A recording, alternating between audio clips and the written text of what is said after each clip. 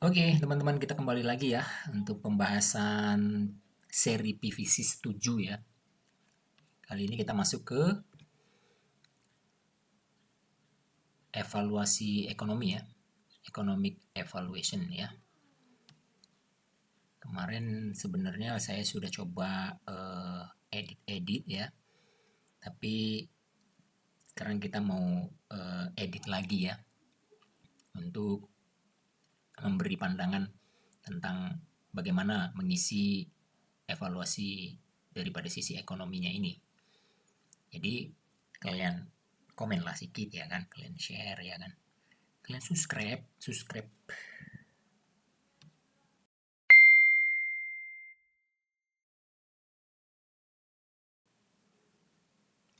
Nah, ini dia tampilan daripada tab daripada economic evaluation-nya. Jadi teman-teman, kadang-kadang ya saya sendiri sebagai engineer untuk mengisi ini tidak bisa sendiri. Saya harus dibantu sama tim finance untuk menyusunnya. Apalagi ini akan berkaitan sama pendanaan ya kan. Apalagi kalau melibatkan investor, melibatkan eh, pinjaman dana dari bank dan sebagainya. Jadi perlu orang yang lebih kompeten daripada seorang engineer untuk menilai dari sisi ekonominya. Bagaimana kelayakan proyek ini, lancar enggak, prospek tidak, berapa lama ROI-nya, berapa lama payback periodnya dan sebagainya gitu kan, dan berapa mau kita jual energi listriknya kalau dia memilih sistem pembelian daya, beli energi gitu, beli KWH kan. Nah, berapa mau kita jual? Kalau dia capex kan ini beli aset berarti ya. Ada beberapa sebenarnya ya. Ada yang dia apa tuh, pembeli PPA ya, Power Producer Agreement gitu. Saya lupa juga, tolong di cross check bener nggak itu singkatannya. Jadi dia nggak mau beli aset, panel suryanya tetap milik developer. Kamu cukup beli dari setiap energi yang kamu pakai yang dibangkitkan sama panel surya. Nah, untuk mendesainnya juga perlu pendekatan tersendiri gitu. Jadi biasanya kita akan lihat berapa kWh yang dipakai dalam satu bulan, dan kita hanya install sekitar mungkin 80-90% gitu. Jadi kita akan tetap di bawah daripada energi yang dia pakai selama satu bulan. Tujuannya apa? Tujuannya supaya produksi panel surya kita ini diserap semua, karena disitulah benefit daripada developernya. Kalau ada losses tidak terpakai, itu akan kerugian. Itu akan jadi kerugian. Nah, nggak usah terlalu teoritis ya, itu banyak sebenarnya yang panel surya ini yang harus kita gali ya. Tapi hari ini kita fokus dulu ke masalah ekonomi. Oke, di sini ya defaultnya dia pakai entah mata uang mana ini saya juga nggak tahu. Kita ganti dulu dia ke IDR ya, rupiah. Nah, di sini baru kita isi nilai-nilai panel suryanya berapa, inverternya berapa, baterainya berapa, ya komponen-komponen lainnya apa ya, seperti aksesoris ya kan, kabel dan combiner box dan sebagainya gitu. Untuk menambahkan, teman-teman bisa tambahin di sini. Misalnya saja ada uang apa ya yang kita, kan ini ada template-nya tapi kita mau nambahin misalnya gitu. Misalnya uang keamanan gitu ya.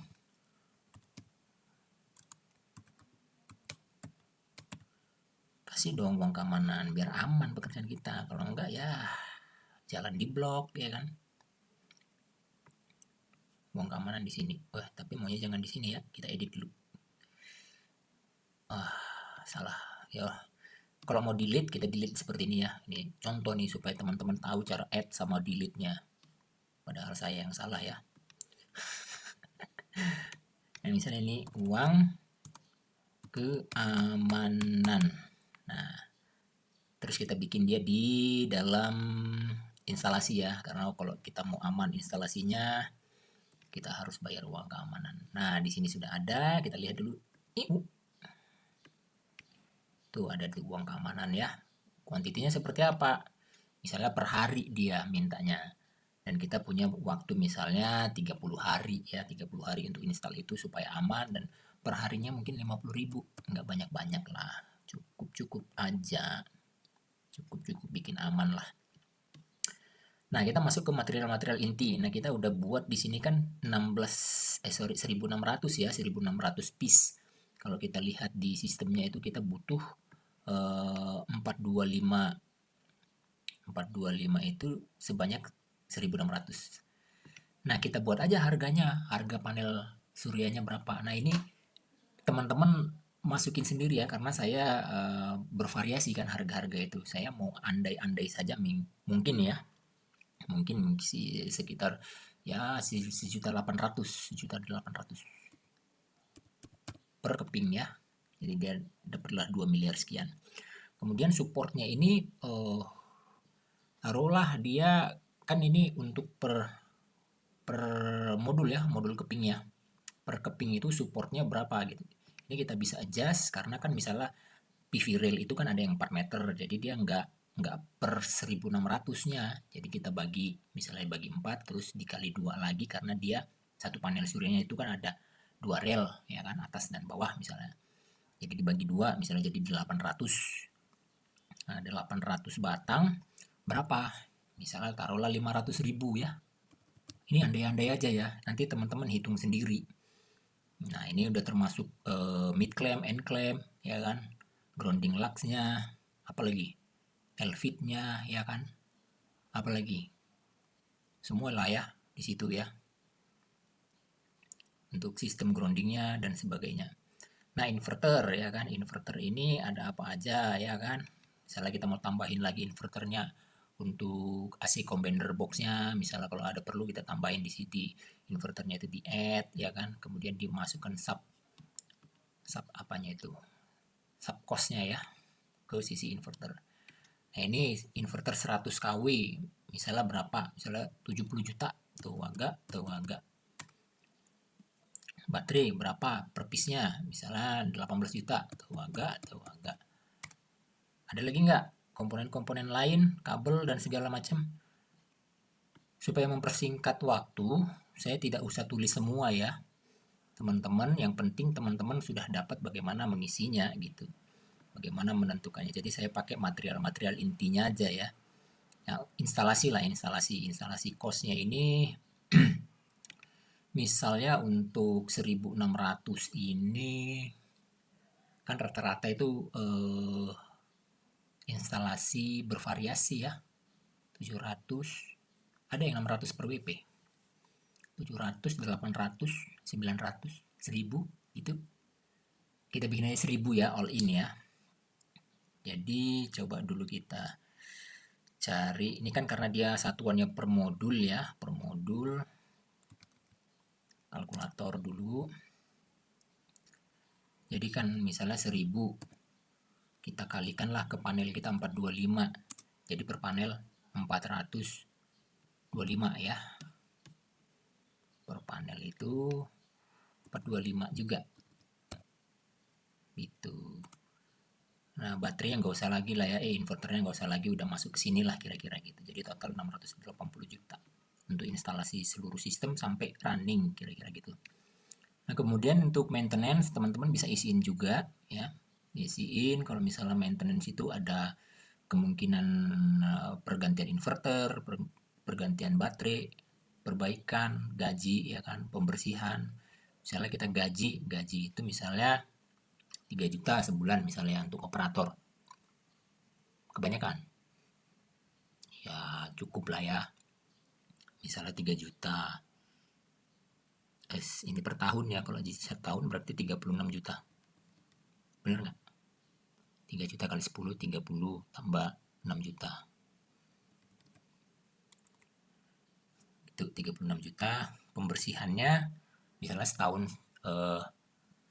ada nggak pembersihan kita setahun mungkin 2 kali ya, 6 bulan sekali, jadinya harganya itu mungkin untuk tim pembersihan gimana ya menghitungnya ya, taruhlah sekali pembersihan 5 juta, jadi total 10 juta gitu. Oke, itu dulu ya. Nah, yang lain silakan teman-teman isi sendiri. Nah, kalau ada yang tidak dipakai, misalnya mau teks ini dihapus, ya udah di delete aja, klik gitu. Sama kayak ini, misalnya ada komponen kita nggak perlu, kita delete gitu. Di sini masih unprofitable katanya. Oke. Project lifetime-nya kita bikin 25 tahun ya kan. Startnya itu di 2026 ya. Karena 2025 masih pengadaan, instalasi, masih approaching lagi nih ke klien kan. Pak mau nggak Pak? Belum tentu dia mau ya kan. Tapi mudah-mudahan mau lah ya. Nah terus ini kita masukin, jadi ada opsi juga kan, opsi pinjaman kan, loans ini. Jadi kalau misalnya mau minjem, kita bisa masukin ya. Misalnya ada investor, kita bisa masukin di sini. Tapi dalam hal ini kita bikin biar simple, kliennya mau beli putus ya kan, beli aset, tinggal kita jual. Ini dananya Pak, 8 miliar 55 tua gak gitu. Bener nggak? Oke bener ya, udah 100% ya pendanaan sendiri gitu. Sudah ya kan, dia masih nggak profit katanya gitu, karena kita belum tentukan berapa nilai TDL. Nah ini tadi ya, kalau electricity sale ini adalah tarif yang kita jual gitu. Misalnya pembangkit listrik ini memproduksi listrik kan, nah berapa per kW-nya kita jual sama klien kita, atau kalau misalnya dia PPA. Nah ini kita tentukan aja misalnya ya, ya eh, karena dia ini bukan PPA, kita bikin sama aja ya, sama tarif fit in untuk pembeliannya ya dari PLN, misalnya 1.100 gitu ya, seperti ini. Nah teman-teman juga bisa bikinnya bervariasi ya. Ya, misalnya ada tarif untuk beban puncak atau luar beban puncak, atau ada tarif musiman gitu. Ya kan, musim hujan lain dia tarifnya, musim panas lain. Kemudian kalau mau detail lagi, mau pakai CFP silakan. Tapi kalau ini saya bikin fix tarif aja, tetap tarifnya sekian ribu per kWh. Kemudian ini tarif untuk self consumption, ini biasanya saya isi dengan tarif dari PLN-nya. Kemudian ada perubahan nggak? Ya kan, kalau nggak ada ya udahlah, kira-kira begitu. Nah ini durasi, tadi kita balik sedikit ke electricity sale-nya. Ini tarif yang 1.100 ini bertahan berapa tahun, berapa kamu kasih garansinya sama saya sebagai klien gitu. Oke Pak, pokoknya kalau Bapak pakai pembangkit listrik tenaga surya dari kami kasih garansi fix 25 tahun. Bapak nggak perlu khawatir ada kenaikan tarif dasar listrik. Pokoknya saya beri 1.100 per kWh. Oke, deal gitu kan. Nah, ini kita bikin lagi di sini. Ini sama ya, kita bisa bikin kalau memang ada beban puncak sama luar beban puncaknya. Ini saya bikin fix, dan ini variasinya juga saya nggak tahu kan. Nggak tahu kita kapan PLN naikin tarifnya dan sebagainya, jadi saya coba nolin aja. Nah, sampai sini sudah teman-teman, kita bisa lihat di sini financial resultnya ya. Jadi ya waktu kita isi tadi di sini 1.100-nya dia langsung keluar tuh 7,2 payback periodnya. Nah, itulah ROI-nya ya, return of investment-nya. Jadi kalau kita keluarkan 8 miliar sekian itu, nah akan kembali sekitar 7,2 tahun. Cepet ya. Karena kita belum masukin parameter-parameter yang lain ya. Nah, kita masukin misalnya nih, oh ada inflasi lah 5%. Nah inflasi gimana hitungnya kita sebagai engineer? Kadang-kadang kan bingung. Orang ekonomi lah yang perlu menghitung di situ. Diskon rate-nya, ini diskon rate ini misalnya tahun ini kita dapat 300 juta misalnya. Tahun depan karena ada diskon rate itu 10%, ini rate yang kita buat apa ya? Kayaknya nilai sekarang tuh nggak sama gitu, nilai uang tuh nggak sama sekarang. Atau toleransi kita, oh, kalau tahun ini 300 juta ya tahun depan ya mungkin cuman 270 juta karena udah dipotong 10% gitu kira-kira. Tapi jangan 10, misalnya 5 gitu, 5%. Nah ini berubah nih, Jadi 9,2 tahun ya. Gitu. Kemudian misalnya ada lagi nih agingnya ya. Ini penuaan daripada panel surya. Jadi produksinya tidak lagi 100% seperti di tahun-tahun awal. Kita pakai aja data sheet daripada panel surya itu sekitar 0,5 per year ya. Per tahunnya degradasinya itu sekitar 0,5. Ya nambah lagi 9 tahun. Tadi berapa kalau misalnya 0 tadi? 9,2, tapi karena ada aging, karena dia mungkin agingnya entah pakai yang mana ya, jadi kita masukin nilainya, jadi aging kamu itu cuma 0,5 toh, ya udah lebih hemat bisa jadi 9 tahun kira-kira gitu ya. Ini oke. Ini udah. Kemudian kita masuk ke finansialnya tadi ya. Jadi 9 tahun nih Pak. Tapi nggak apa-apa lah Pak, Bapak kan masih punya sampai 25 tahun produksinya. Jadi Bapak masih bisa sampai akhir masa 25 tahun itu profit 200%. Artinya kalau 200% Bapak bukan buang lah ya, invest 8 miliar, di akhir tahun 2025, di akhir tahun 25 tahun ke depan, bener nggak itu? Ya itulah ya, Bapak bisa dapat sekitar 16 miliar. Wah, itu kan iming-iming menjanjikan bagi klien kita. Oh, gitu ya? Dapat 16 miliar. Oke, saya beli tuh. Gitu. Nah, itu tim bisnis development lah ya. Tim BD-nya kita yang bisa pinter ngomong seperti apa. Nah, itu dia ini yearly cash flow-nya ya, karena setiap tahun dapat berapa itu, sekitar berapa per tahunnya. Nah, 1,1 miliar kan lumayan ya. 1,1 miliar ya kan.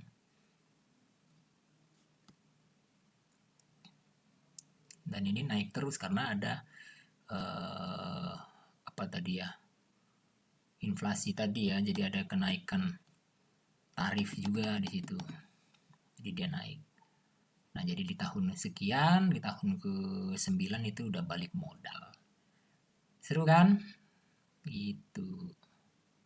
Nah, ini dia tahun pertama, wah karena udah ada revenue-nya berkurang, modal yang kita keluarkan makin berkurang. Di tahun ke-9, di tahun 2000 berapa ini? 30, 1, 2, ya 3. Nah, itu udah balik modal. Habis itu kita tinggal menikmati masa-masa jaya kita panen. Nah, ini ada lagi carbon balance ya.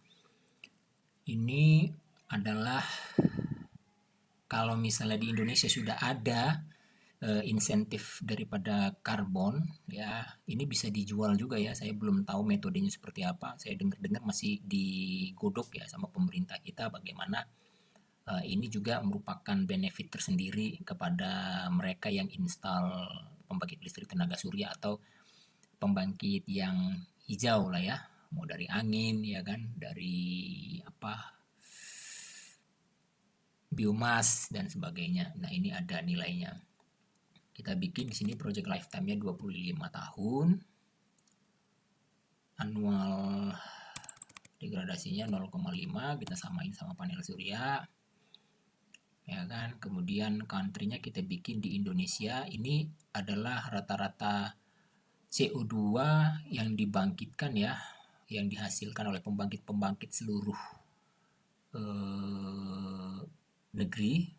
Itu jadi dia ya, ini adalah rata-rata CO2 yang dibangkitkan, yang dihasilkan oleh pembangkit listrik di Indonesia per kWh-nya, jadi sekitar 700 gram ya. Ini G-nya ini gram CO2 per kWh-nya. Sedangkan kita, karena kita pakai energi terbarukan, jadi dalam masa lifetime-nya ini kita berhasil mengeliminasi sekitar 17.000 ton CO2 ya. Jadi kalau kita nggak pakai pembangkit terbarukan, dalam hal ini fosil ya, maka untuk mengenerate 1000 mega per tahun ini kita akan menghasilkan 17.000 ton, kira-kira seperti itu selama 25 tahun. Tapi karena kita energi baru, bersih, yang kita eliminasi 17.000 ton. Untuk detailnya ini bisa kita adjust ya, kalau misalnya kita tahu nilai-nilai tersebut ya, nilai-nilai misalnya nih berapa CO2 yang dihasilkan untuk memproduksi panel suryanya, untuk mentransport panel suryanya berapa gitu kan. Nah, jadi ini panel surya, kemudian ya supportnya, trackernya, dan kabelnya, semuanya ini berapa kalau mau kita hitung bisa didetailin di sini. Seperti itu. Nah, setelah itu kita lihat reportnya di sini, karena tujuannya kan kita memberikan report atau menjadikan report dari PVSys ini seperti proposal ya.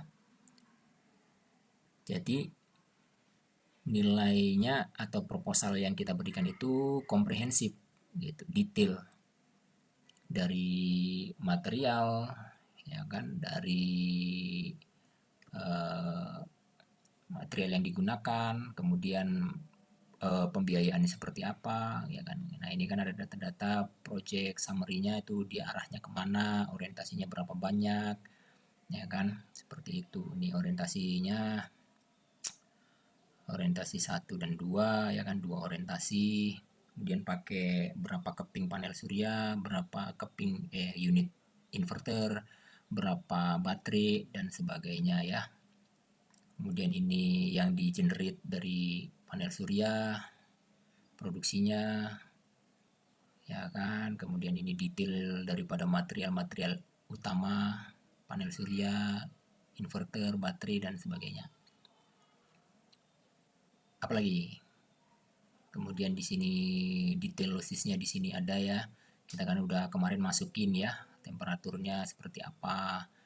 Nah, kemudian ini losses dari DC wiringnya, AC wiringnya ada di sini. Jadi bisa kelihatan dengan jelas ya. Kemudian far shadingnya, horizonnya seperti apa, ya kan. Kemudian near shadingnya seperti apa. Semuanya tercuplik di sini gitu di report ini. Kemudian ini ada probability daripada load profile-nya. Kemarin kita setting 0 sampai 500 kW itu sekitar 80% ya. 80%-nya itu main di sekitar 500 kW ke bawah. Sisanya baru sekian persen gitu. Nah, ini produksi per bulannya ya kan, yang kita lihat dari sini ya, energi solarnya bulan Januari, Februari sampai Desember, sehingga totalnya itu sekitar 1 mega sekian ya. 1 mega sekian ini sama dengan nilai yang di atas tadi per tahun. Nah, ini untuk detail loss seperti ini kita sudah bahas sebelumnya. Ini single line diagram. Nah, ini ekonomi yang baru kita buat ya. Ya kan, jadi ada harga-harga per unitnya ya kan, operating cost-nya juga ada di sini ya. Nah, di sini dia, jadi kita di sini ada data payback periodnya ya. Setelah kita masukin nilai-nilai tadi dapat 9 tahun balik modal. Nah, ini untuk detail tabelnya udah kita bahas sebelumnya ya. Nah, ini untuk CO2-nya. Nah, seperti itu habis ya. Nah, demikian teman-teman. Jadi di sini teman-teman sudah bisa masukin nilai ekonominya ya, supaya kita bisa mendapatkan berapa lama investasi ini akan balik modal, apakah prospek atau tidak, karena ini akan menentukan klien kita mau beli atau tidak ya kan, atau investor kita mau invest atau tidak gitu. Sekali lagi, untuk menyusun ini kita butuh sama orang-orang yang ngerti masalah ekonomi ya. Tidak hanya kita sebagai engineer, kadang-kadang kan kalau kita engineer ya fokus masalah teknikal saja ya. Bagaimana kita mengoperate software ini, dan nilai-nilai parameter tadi kan kita dapetin dari orang-orang finance ya, dari stakeholder lah gitu. Saya mau payback periodnya jadi 8 tahun. Nggak mau tahu saya kalau lewat dari 8 tahun ini saya sebut tidak prospek misalnya kayak gitu. Ya udah, kita buat aja, kita hitung berapa mau kita jual. Nah, ini kan negosiasi sama klien nantinya. Begitu teman-teman. walaupun kadang-kadang report yang seperti ini kan ekonomi ini kita biasanya dari company punya format sendiri untuk menyusunnya. Itu tugasnya orang BD lah ya, business development ya. Nah, di sini sampai di video kita kali ini sampai di sini dulu ya, teman-teman. Terima kasih sudah menonton. Jangan lupa untuk tinggalkan komentar supaya kita bisa berdiskusi bersama-sama, atau kita nextnya mau bahas topik apa lagi ya. Mungkin saya akan bahas sedikit tentang batch simulation ya. Sampai jumpa di video selanjutnya. Terima kasih. Ciao.